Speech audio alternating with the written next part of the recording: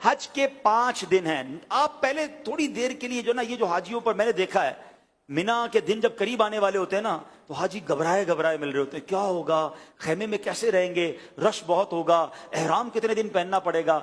हज के दिन करीब आए तो टेंशन में नहीं, खुशी में इजाफा होना चाहिए। सबसे पहली बात, बहुत बड़ा टेंशन रिलीज आपका ये कर देता हूं कि एहराम आपने 5 दिन नहीं, सिर्फ 2.25 दिन बांधना है। सिर्फ 2.25 दिन का एहराम है। 1-1.5 दिन तो पहले उम्रे में बांध लिया था आपने, फिर काई की टेंशन है। पहले मैंने कह दिया एहराम फ्रेंडली हो जाओ, और हज में मैक्सिमम 2.5 दिन का एहराम है, कोई 5 दिन का एहराम नहीं है, ठीक है। तो आधा टेंशन तो वैसे रिलीज हो गया होगा। अब आ जाओ हज के 5 दिन क्या क्या है। 8 जुल्हिज्जा, 9 जुल्हिज्जा, 10 जुल्हिज्जा, 11 और 12, ठीक है। ये 5 दिन हज के जो अहम मनासिक हैं वो इसके अंदर हैं। 8 को हमने कहां जाना है, इंशाअल्लाह मिना जाना है। कहां जाएंगे? जोहर की नमाज से पहले पहले मिना पहुंच जाएं, और 5 नमाजें मिना में पढ़नी है। जोहर, असर, मगरिब, इशा और फजर। फजर पढ़ेंगे वो कौन सा दिन हो जाएगा? वेरी गुड, कौन सा दिन हो जाएगा? 9 का दिन।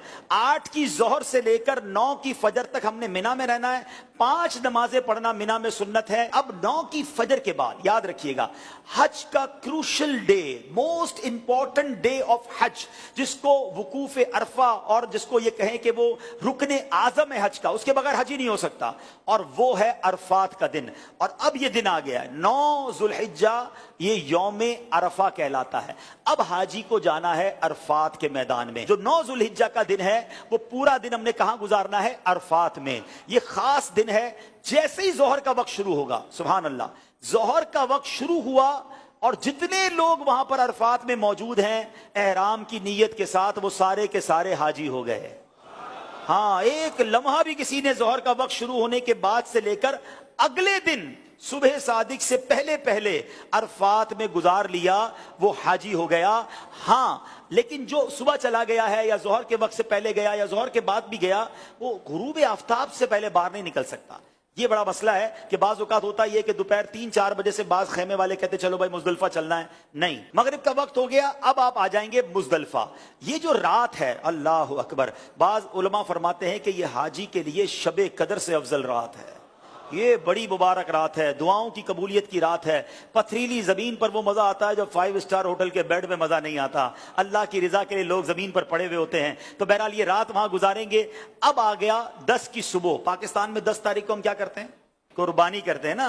हज का दिन होता है, ईद का दिन होता है ना, आज ही बड़ी जबरदस्त ईद मनाता है। 10 तारीख को पहला काम हमने करना है कि हमने रमी करनी है, हमने शैतान को कंकरियां मारनी है, उसके बाद कुर्बानी करनी है, उसके बाद हलक करना है। ये 3 कामों की तरतीब याद रखिएगा।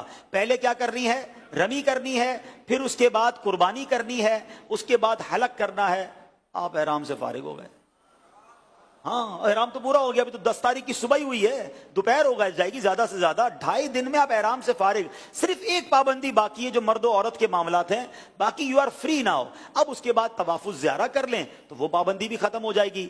उसके बाद यानी ये 10 का दिन जो है, आप चूंकि थोड़ा बिजी होंगे, पहले आप रमी करेंगे, फिर कुर्बानी करेंगे, फिर आप हलक करेंगे, गुसल वगैरह करके लिबास पहनेंगे। अगर शाम को तवाफुल ज़ियारा करना है तो कर लेंगे, वरना अगले दिन कर लेंगे।